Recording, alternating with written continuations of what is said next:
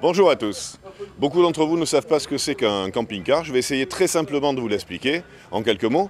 Un camping-car est toujours composé de deux parties. Une partie porteur, qui est fabriquée par de grandes marques comme Fiat, Ford, Mercedes, qu'on va retrouver dans les utilitaires. C'est essentiellement le moteur et le châssis. La seconde partie, en fait, c'est la cellule. C'est ce que fait un autre constructeur, un autre intervenant, qui lui va construire tout l'habitacle sur ce châssis. Alors à l'intérieur d'un camping-car, là aussi, pour quelqu'un qui ne le connaît pas, il y a des choses qui sont assez extraordinaires, puisque en fait c'est une petite maison réunie sur 2 x 7, 14, 15 mètres carrés, où on va retrouver sur la partie avant la cabine de conduite de l'utilitaire. Donc là, rien de particulier, hein, un volant, des pédales, une motorisation plus ou moins puissante.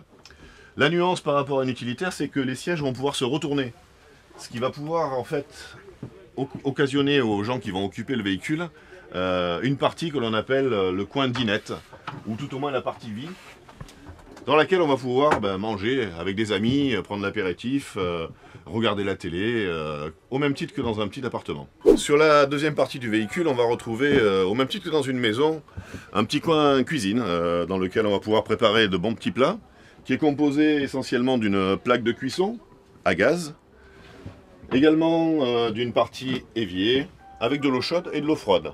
Tous les camping-cars sont équipés également de chauffage pour l'hiver. Ce sont des véhicules qu'on va pouvoir utiliser à la belle saison, au printemps ou en été, mais également en station de ski en hiver ou dans des pays un petit peu plus froids. Alors également, dans tous les camping-cars, au niveau de la cuisine, vous avez forcément une source de froid, donc un frigo qui est généralement composé d'une partie réfrigérateur et d'une partie congélateur, qui va vous permettre de stocker un petit peu des aliments. Des choses importantes, généralement placées au centre du véhicule, le coin de télé. Vous avez toujours dans un véhicule la possibilité d'avoir une télé qui va être extractible et orientable, soit vers le coin apéritif dinette, soit vers le coin nu, si on aime bien regarder le soir tranquillement la télé au lit. Tous les véhicules sont également équipés d'une partie douche, qui est composée d'une douche, bien évidemment, qui généralement est séparée des toilettes, et d'une partie toilette. Un petit évier, de quoi mettre tout ce qu'on a besoin d'importer, du maquillage, des produits d'entretien, du dentifrice, etc., etc. C'est vraiment similaire à la maison. Alors sur la partie arrière, qu'on appelle la partie nuit également, on va avoir plusieurs dispositions possibles. La plus courante, c'est ce qu'on appelle la disposition lit à la française, avec un lit qui est généralement collé sur une paroi, tout en long. La deuxième disposition, ça va être ce qu'on appelle les lits sur soute, où on va avoir un lit qui va être transversal, mais qui va vous octroyer une soute ou un coffre beaucoup plus important pour emporter beaucoup plus de choses. La troisième catégorie qui existe, c'est une catégorie qui est très demandée aujourd'hui, ce qu'on appelle la catégorie des lits centraux. C'est un lit qui est en plein milieu du véhicule, qui va vous permettre d'avoir la facilité de faire le lit bien plus pratique que sur un lit à la française ou sur un lit sur soute, mais qui surtout va vous permettre d'avoir une douche et des toilettes séparées. Il y a également beaucoup de rangements dans un véhicule. Vous voyez tout autour du lit, ce sont des placards de rangement dans lesquels on va pouvoir stocker tout ce dont on a besoin pour pouvoir partir en vacances tranquillement. Sur le coin cuisine, davantage de la vaisselle, des ustensiles de cuisine, des casseroles, etc. Il y a du rangement pour tout cela. Sur la partie arrière, ça sera davantage du linge, tout ce dont on a besoin pour partir tranquillement en vacances. Le lit est également généralement soulevable et on va pouvoir accéder donc à son coffre. Donc tout ce dont on a envie, si jamais il pleut dehors, sans avoir besoin de sortir pour pouvoir y accéder et récupérer des bouteilles d'eau, tout ce qu'on a pu charger pour partir en vacances.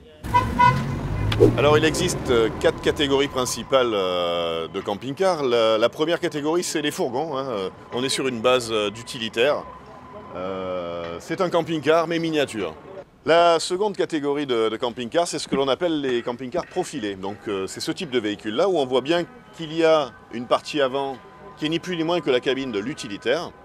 Et sur la partie arrière, on voit bien la cellule qui a été aménagée par le constructeur. La troisième catégorie de camping-car, c'est ce que l'on appelle les camping-cars intégraux. C'est simple à reconnaître parce que là, la carrosserie a été refaite intégralement. Vous voyez qu'on ne voit plus du tout la partie avant du fourgon ni de l'utilitaire. L'aménageur, le constructeur de camping-car a vraiment refait l'intégralité du véhicule, d'où son nom intégral. La dernière des catégories, c'est la catégorie des capucines. C'est la catégorie la plus courante, telle qu'on peut s'imaginer un camping-car dans sa tête. C'est ni plus ni moins que ce type de véhicule-là, mais avec, vous l'avez tous vu, un énorme nez au-dessus de la cabine de conduite qui va servir en fait de cabine de couchage pour les habitants. C'est plus ou moins des véhicules qui sont dédiés à la famille. Dès que l'on est plus de 4 ou 5 personnes, c'est ce type de véhicule-là qui vous correspondra.